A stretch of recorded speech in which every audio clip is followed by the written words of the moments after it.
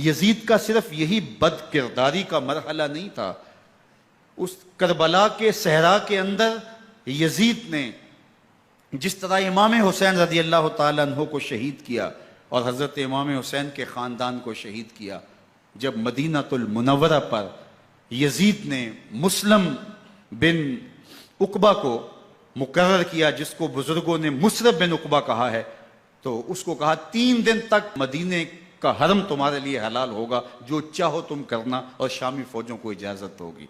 تو وہاں بھی انہوں نے 10,000 تابعین اور 700 صحابہ کو شہید کیا۔ حضرت ابو سعید خدری رضی اللہ تعالیٰ عنہ گھر سے باہر نکلے، کافی بوڑھے ہو چکے تھے، تو انہوں نے حضرت ابو سعید خدری کو پکڑ لیا، کہا تم کون ہو؟ کہا مجھے ابو سعید خدری کہتے ہیں۔ تو کہا ہاں تمہارا نام سنا ہے، اور داڑھی سے پکڑ کے کھینچا اور کہا کہ ہے تمہارے پاس جو ہمیں دو؟ تو کہا کہ میرے پاس تو کچھ بھی نہیں، میں تو فقیر آدمی ہوں۔ تو ان کے گھر ان کو لے گئے، تو 2 کبوتر رکھے تھے حضرت ابو سعید خدری نے، تو وہ کبوتر لوٹ کے لے گئے۔ تو ایک خاتون کے ابھی بچہ پیدا ہوا تھا، اور قابلہ نے، دائیا نے وہ بچہ ماں کی چھاتی پہ لٹایا، اور وہ ماں کا پہلا دودھ پی رہا تھا۔ تو یہ جا کے کہنے لگے نکالو تمہارے پاس جو کچھ ہے، جو کچھ ہے وہ ہمیں دو، ورنہ تیرے بچے کو نہیں چھوڑیں گے۔ تو ماں بچے سے مخاطب ہو کے کہتی ہے، ابھی بچہ پیدا ہوا ہے اور ماں سے پہلا دودھ پی رہے، کہ بیٹے اگر میرے پاس کچھ ہوتا، وہ قیمتی سے قیمتی چیز بھی ہوتی، تیری جان کے لیے قربان کرتی، لیکن اس وقت میرے پاس کچھ ہے نہیں۔ تو ایک شکی آگے بڑھا اور بچے کو ایک ٹانگ سے پکڑ کے کھینچ کے دیوار کے ساتھ پٹک کے مارا، جس سے دماغ کا بھیجا نکل گیا۔ کیا کیا زیادتیاں نہیں کی۔ 700 صحابہ حرہ کے واقعہ میں شہید کیے یزید نے، اور 10,000 تابعین شہید کیے۔ مسجد نبوی میں ممبر رسول کے ساتھ گھوڑے باندھے، اور وہ ممبر رسول اور مصلی رسول کے قریب لید کرتے رہے۔ 3 دن تک مسجد نبوی کے اندر گھوڑے بندھے رہے، اور مدینہ کی حرمت پامال کی۔ مدینہ کے گھروں کے اندر یہ بدکماش داخل ہوئے، اور جو بدکاریاں انہوں نے کی کلیجہ منہ کو آتا ہے۔ 1002 شیزائیں ان بدکاروں کی بدکاریوں کی وجہ سے کنواری حالت کے اندر حاملہ ہوئی۔ 3 دن تک مدینے کا حرم انہوں نے پامال کیا، اور پھر مکہ المکرمہ میں کعبہ اللہ پر گولے برسائے، اور کعبہ کا غلاف جل گیا۔ وہ تو یزید مر گیا، اور حضرت عبداللہ ابن زبیر رضی اللہ تعالیٰ عنہ نے اپنی خلافت کا اعلان کیا۔ یزید کے یہ کرتوت تھے، ادھر اہل مدینہ کو ستایا، ادھر اہل مکہ کو ستایا، اور رسول اللہ صلی اللہ علیہ وسلم کے خانوادے کی بے حرمتی اور توہین کی۔ نہ صرف انہیں قتل کیا گیا، ان کی لاشوں پہ گھوڑے دوڑائے۔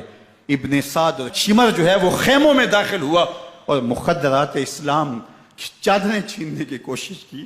حضرت زینب سلام اللہ علیہ نے مخاطب ہو کے کہا ہمارے چہرے کے رکھوالے چلے گئے ہیں، ظالم تو خیال نہیں کرتا ہم رسول اللہ کی بیٹیاں ہیں۔ حضرت شہربانو، حضرت زین العابدین اور حضرت زینب سلام اللہ علیہم، ان تینوں کو ایک اونٹ پہ باندھا گیا، اور باقی اونٹوں پہ باقی سادات کو، حضور کی شہزادیوں کو باندھا گیا، رسیوں میں جکڑا گیا، اور اونٹوں پہ باندھ کر کے کوفے کی جانب آگے آگے شہیدوں کے سر چل رہے ہیں، اور پیچھے یہ قافلہ چل رہا ہے۔ اور جب یہ قافلہ وہاں سے گزرا جہاں لاشیں پڑی تھیں، امام زین العابدین 14 سال کے تھے اور بیمار تھے، اور ان کا حوصلہ نہ ہوا، وہاں غشی ان کے اوپر آنے لگی۔ اور وہ منظر ابن کثیر نے، باقی لوگوں سب نے لکھا ہے کہ پھر جب ان کی یہ حالت ہوئی تو پھر سیدہ زینب سلام اللہ علیہ، جنہوں نے ابھی تک بڑے حوصلے کے ساتھ ساری مشکلات کا مقابلہ کیا تھا، اب ان کے بندن ٹوٹ گئے اور آنکھوں سے آنسو بہنے لگے، اور سیدہ زینب نے